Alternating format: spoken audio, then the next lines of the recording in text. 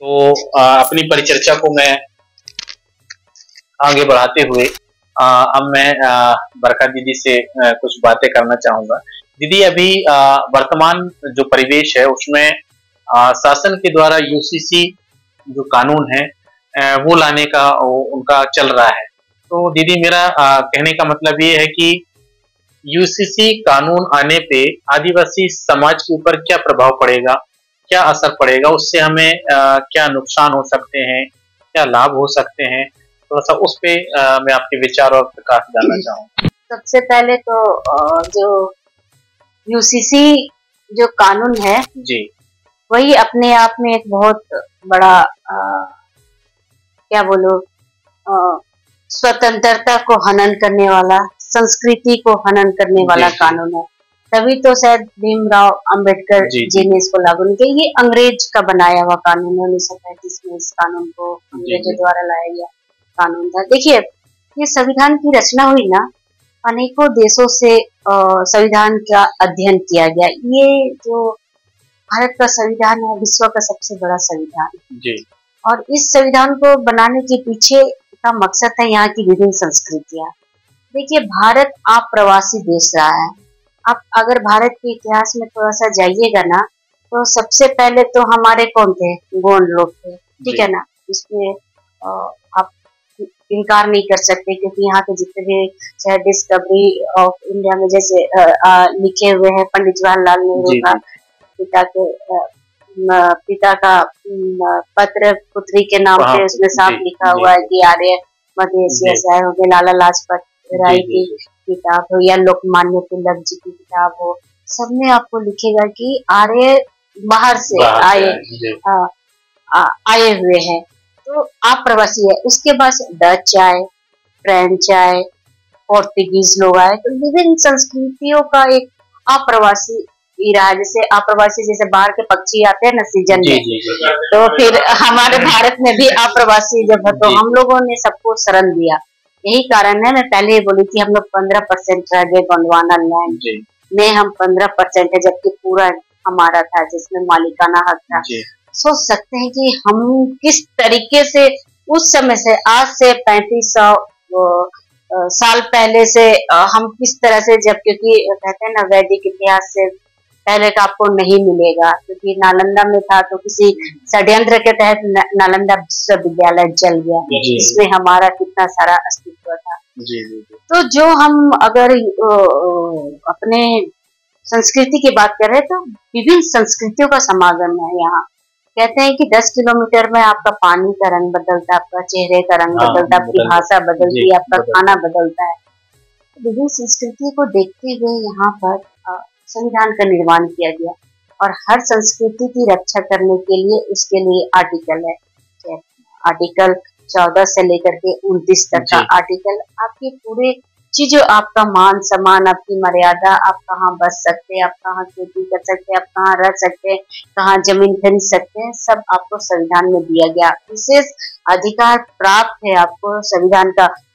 Article 15 का 1 में देखिए कि आप भाई अब कहीं पर भी आपको स्वतंत्र रूप से अपने संस्कृति का विकास। आर्टिकल 29 क्या कहता है कि आप अपने संस्कृति का आराम से विकास कर सकते हैं, आप उस पे जी सकते हैं, आप कहीं पर भी अपने संस्कृति का विकास फ्रीडम तरीके से कर सकते हैं। यूसीसी आने के बाद क्या होगा ना कि एक समान यूनिफॉर्म का मतलब क्या होता है स्कूल में, एक समान। क्या एक समान भारत हो सकता है जिसमें 10 किलोमीटर में आपका भोली रंग भाषा सब कुछ बदलता है? क्या वो यूनिफॉर्म का मतलब क्या होता है? यूनिफॉर्म का मतलब एक समान। क्या आदिवासी हिंदू, आप हिंदू को बोलिएगा कि आदिवासी जैसा रहो, चलो तुम जो हमारे एससी भाई है तुम भी कल से ब्राह्मण को बोलिए चलो तुम भी आओ मेला ढो, तुम भी शौचालय में काम करो। समानता की बात कर रहे हैं तो आप सब तरह की समानता का बात कीजिए। ब्राह्मण सिर्फ पूजा क्यों करेगा? दलित आदिवासी सबको अधिकार है भाई पूजा करने के लिए। यहाँ पे आपकी राष्ट्रपति जाती है द्रौपदी मुर्मू, तो उसको पांव धुला करके आप मंदिर में घुसाते हैं। ये समानता की बात कर रहे हैं। इस देश में वो समानता की, यूसीसी की बात कर रहे हैं आप। हाँ, समानता तो मानसिकता से भी आप समानता नहीं है, तो आप किस सिविल यूनिफॉर्म की बात कर रहे हैं भाई? और इसमें आपकी समानता कहाँ से आएगी? इस देश में 4 लॉ से आपका इस देश चलता है। आप देखिए, आपका शरिया कानून, मुस्लिम पर्सनल लॉ है, क्रिश्चियन पर्सनल लॉ है, हिंदू मैरिज एक्ट है, हमारा कस्टमरी लॉ। सबकी एक अपनी मान्यता है, सबका एक अपना रिदम है, कस्टम है, सिस्टम है, और हर को संविधान ने अपने तरीके से सामाजिक रूप से चाहे आर्थिक शैक्षिक रूप से ये विकास करने का अधिकार दिया है। उसको तो आप नहीं खत्म कर सकते हैं ना जी। तो आपकी वो जागीर नहीं है, हिंदू का इस देश में जागीर नहीं है कि आप यूनिफॉर्म सिविल कोड ला करके आप सिर्फ हिंदू मैरिज एक्ट के तहत ही आप सारा चीज निवारण कीजिएगा। सब हिंदू मैरिज एक्ट 1956 का भाग 2 का 2 में साफ लिखा हुआ है कि आदिवासियों पर हिंदू का कोई भी रीति विधि नहीं लागू होगा। संविधान कह रही है, आदिवासी नहीं कह रहा है, ये संविधान ने दिया है जी। उसको आप कैसे झुठला सकते हैं? आप उसको नहीं कर सकते, क्योंकि उसमें साफ लिखा है कि उसकी अपनी लॉ है, उसकी अपने कस्टम है, उसको अपने से, क्योंकि इसमें यूनिफॉर्म सिविल कोड में क्या है, दत्तक का अधिकार है, ठीक है ना, शादी ब्याह का हो गया। उसको लोगों को पता है कि आदिवासी का क्या रिचुअल्स है। आदिवासी में 5 तरह की हमारे यहाँ शादी होती है। बेटी अगर गरीब होता है ना, तो बेटी को बिना मतलब कि बरात को अगर नहीं खिला पाता है तो बेटी को 4-5 लोग आता है लेकर के चला जाता है, क्योंकि बेटी को नहीं खिला पाता, गरीब है। ये संस्कार भी है। अगर कोई बेटी अपने से चली जाती है तो पूरे समाज को बैठा करके उसको खिलाना, बहुत तरह का अलग अपना रिचुअल है, अपनी संस्कृति है। यही अगर संस्कृति का जो हमारी अपनी कस्टम है, कस्टम क्या होता है, जो हमारी समाज से निकलता है, समाज से जो कस्टम निकलता है वही कस्टम को मान्यता दे करके आपका कानून बनता है।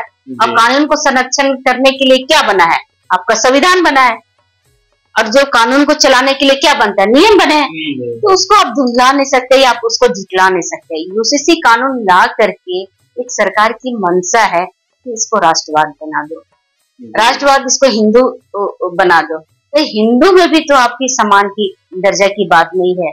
तो इसमें सबसे ज्यादा आदिवासियों को नुकसान होने वाली है। उसकी क्या नुकसान वाली है, उसकी अपनी परंपरा व्यवस्था, क्योंकि ये परंपरा व्यवस्था में उसका दत्तक लेने का भी अधिकार होता है, उसका शादी ब्याह, उसका निवारण, क्योंकि हमारे जो आदिवासी गांव देहात में रहते हैं वो जंगल में रहते हैं, वो मतलब कि कोर्ट नहीं जा सकते। उनका जो भी हो, चाहे जमीन का, चाहे दत्तक का, चाहे शादी ब्याह का जो भी निवारण होता है, उस 4 समाज के सामने उस गवाह में आपका पेड़ पौधा, गाय, छोटे छोटे बच्चे, बूढ़े जवान सब हिस्सा लेते हैं उस मतलब कि फैसले में। इतना सुंदर है। तो ये चीजें जो हमारी अपनी कस्टम है, अपना सिस्टम है, जिसमें आपकी संस्कृति में आपका पर्व मनाने का तरीका अलग है, आपका गाना है जिसमें 12 महीने में 13 संगीत है, नाच है, ये चीज तो सब सारा खत्म हो जाएगा। ये चीज आपका तो कोई मान्यता नहीं। आप आदिवासी, आपकी क्या संस्कृति है। जापान से अगर कोई प्रधानमंत्री आता है तब आदिवासियों को बुला करके नचवाते हैं, और तो सारा चीज खत्म होगा। परंपरा खाली दिखाने के लिए होता है। तो सिर्फ आप अपनी खुशी के लिए या फिर अपना वाहवाही करने के लिए आप यूसीसी ला करके सिर्फ और सिर्फ आदिवासी मुस्लिम को खाली एकमात्र खाली दिखावा है, लेकिन सबसे ज्यादा नुकसान आदिवासियों को होने वाला है यूसीसी यूनिफॉर्म कोड के तहत। ये अच्छा दीदी, ऐसे ही एक और चीज पे मैं चर्चा करना चाहूंगा। अभी वर्तमान में शायद इसी वर्ष ही शासन के द्वारा ग्राम पंचायतों में पैसा एक्ट जो अभी लागू हुआ है। तो थोड़ा सा मुझे ये समझना था कि अभी का जो शासन द्वारा पैसा एक्ट जो लागू हुआ है गांव में, और उसके पहले जो संविधान के तहत जो पहले जो लागू था या लागू जो रहा, तो उस पे क्या अंतर है? अभी जो शासन ने वैसा की वैसा ही लागू किया है या उसमें कुछ अंतर है? सबसे पहले तो ये बताइए कि आंध्र प्रदेश में छोड़कर के पेशा कानून कहाँ लागू है? जी, छत्तीसगढ़ के कुछ इलाकों में हुआ था भाई, वहाँ पे कंपनी गई थी, तो जो पटनायक वहाँ के मुख्यमंत्री थे, जो पटनायक ने 2011 में पेशा का छोटा सा उदाहरण देकर के वहाँ पे कंपनी को नहीं बसने दिया, क्योंकि 1997 में समता जजमेंट आई थी, तो पेशा के तहत ही, जैसे समता जजमेंट के तहत ही वहाँ पे अधिकार है। तो पेशा कानून पे देखिए आपकी कस्टम की बात करता है, आपके अधिकार की बात करता है फॉरेस्ट एक्ट। लेकिन आप बताइए कि अगर आप बोल रहे हैं कि पेशा कानून लागू है, आप मुझे बता दीजिए अगर पेशा कानून लागू होता है तो पंचायती चुनाव क्यों होता है? जी बिल्कुल। पेशा कानून की जो शर्तें हैं, है ना, पेशा कानून में जो लिखा हुआ है वो बताइए, क्या आपको अनुसूचित राज्य में पेशा कानून है?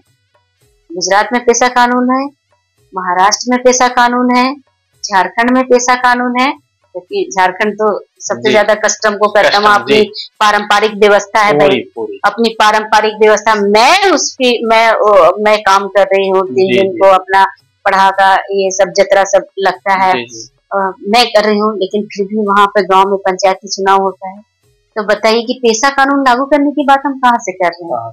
सिर्फ और सिर्फ समता जजमेंट वहीं पे लागू हुआ जहाँ पे समता ने आंदोलन किया था। अच्छा। उसके बाद पेशा कानून अगर लागू होता तो शायद पंचायत चुनाव नहीं होता। पंचायत चुनाव का विरोध क्यों हुआ था? 1978 में एक बार से पंचायत चुनाव हुआ था, जिसका काफी विरोध हुआ था। तब जाकर के आपका बीडी शर्मा एक समिति बनी थी कि पूरा सर्वे हुआ कि जितना शेड्यूल क्षेत्र है, 1973 में एक सर्वे हुआ, वहाँ एक उपयोजना बनी थी कि जितने भी शेड्यूल क्षेत्र है जिसमें अगर आदिवासी की जनसंख्या होगी तो उसको शेड्यूल क्षेत्र घोषित किया जाएगा। लेकिन 1973 के बाद कोई सर्वे नहीं हुआ। केरला छूटा रह गया, तमिलनाडु में इतने आदिवासी और छूटा रह गया, जम्मू कश्मीर में इतने आदिवासी और छूटे रहा, अभी तक वो शेड्यूल एरिया नहीं बना। और रहा शेड्यूल एरिया की बात, जितना भी हमारा 5वीं अनुसूचित क्षेत्र है, 5वीं अनुसूचित क्षेत्र में क्या 5वीं अनुसूचित क्षेत्र का कोई भी कानून लागू है क्या? तो बिल्कुल नहीं। तो हम जो बात करते हैं भाई कि आज हम कितने भी अगर हम बात कर लेते हैं पेशा कानून का, अभी देखिए ना, अभी कितना भयावह स्थिति है 2023 में। अभी ये देखिए 2023 में 1980 का जो वन अधिनियम एक्ट को देखिए संशोधन करके पारित कर दिया। इसमें तो आपका सारा चीज खत्म हो जाएगा। आपका जंगल, ऐसे भी तो जंगल खत्म हो गया, जंगल खत्म हो गया, जो थोड़ा बहुत बचा है वो भी अब चला जाएगा। जमीन तो खत्म हो ही गया, अब ये लोगों का जंगल का है, तो अब जंगल भी खत्म हो जाएगा।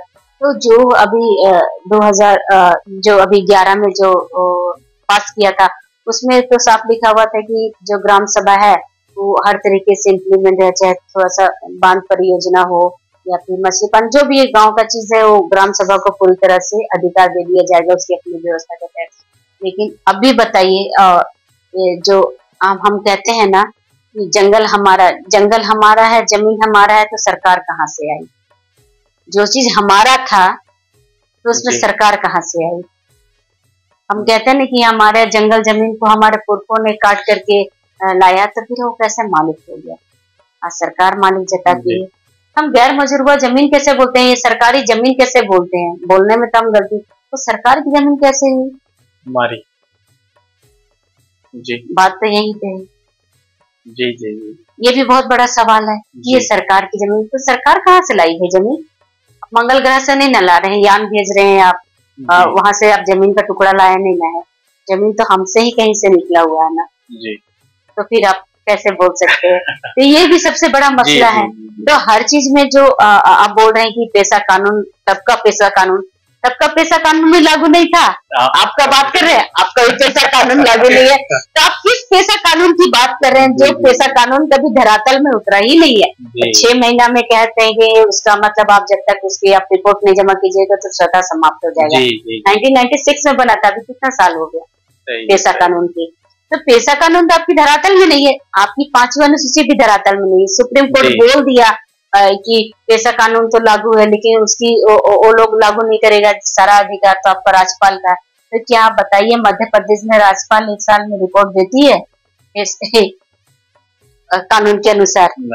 TSC का मेंबर कितने हैं? ये अपने बारे में सवाल है। हम सबसे ज्यादा हम कमजोर किस चीज पे हो जाते हैं ना, कि हम सबसे ज्यादा इसलिए कमजोर हो जाते हैं ना कि हमारे में ना अनभिज्ञता है, हमें कानून की जानकारी नहीं होती है। और हम बात ठीक है ना कि पंचायती राज में करके हम मुखिया को सारा चीज डबल रहती है, आपकी अपनी व्यवस्था है। हमको सरकार का भीख नहीं चाहिए, हमको उसका फेंका हुआ रोटी नहीं चाहिए, हमारी अपनी व्यवस्था है। तो संविधान लागू होने से पहले की थी भाई। जी। आपकी जो व्यवस्था है संविधान आपको दिया नहीं है, ये आपकी व्यवस्था को संविधान ने लागू किया है। 5वीं अनुसूची कब लागू हुई? तो 5वीं अनुसूची सरकार का दिया हुआ तो चीज नहीं है, उपहार में तो दिया हुआ चीज नहीं है, वो तो कहीं न कहीं हमारे पुरखों का लड़ा हुआ विरासत है वो चीज। इसमें उन लोगों ने मुगलों को घुसने नहीं दिया, अंग्रेजों को घुसने नहीं दिया, तब उसने घुटना टेक करके बोला कि चलो इन लोगों का संरक्षित रखने के लिए वन जंगल जमीन को सुरक्षित रखने के लिए लैंड एक्विजिशन 1894 को बनाया, जिसमें भी 2013 लारा एक्ट जिसको बोलते हैं वो बनाया। CNT एक्ट हमारे यहाँ है जिसमें छोटानागपुर टेनेंसी एक्ट है, वो भी लड़ाई का है। आपका 1932-33 का विल्किंसन रूल है, वो भी हमारा संघर्ष का नतीजा है। संथाल प्रगना एक्ट है, वो भी हमारा संघर्ष का नतीजा है। तो जितने भी कानून बने हैं वो कोई खैरात का नहीं, तो अंग्रेजों ने पहले ही बनाया है। तो आप बताइए कि सरकार ने हमको दिया ही क्या है? जो भी पहले चीज है तो वही चीज है। तो हम जो पेशा कानून की बात, तो सबसे पहले ये कीजिएगा कि पेशा कानून लागू ही नहीं है तो हम किसकी बात करें। मध्य प्रदेश, कुछ महाराष्ट्र के इलाकों में कुछ अभी 1-2 ब्लॉक में भी पेशा कानून को लागू करने की बात कर रहे हैं, लेकिन वो भी पंचायती राज के तहत कानून लागू जैसे कि है। ये हम कितना भी बोलते, लेकिन हम भी में से 20 से ही हम लोग पंचायती राज के चुनाव करवाते हैं, हम कभी विरोध नहीं करते हैं कि त्रिस्तरीय चुनाव अगर देखा जाए शेड्यूल एरिया में तो ऐसे ही लागू नहीं हो सकता।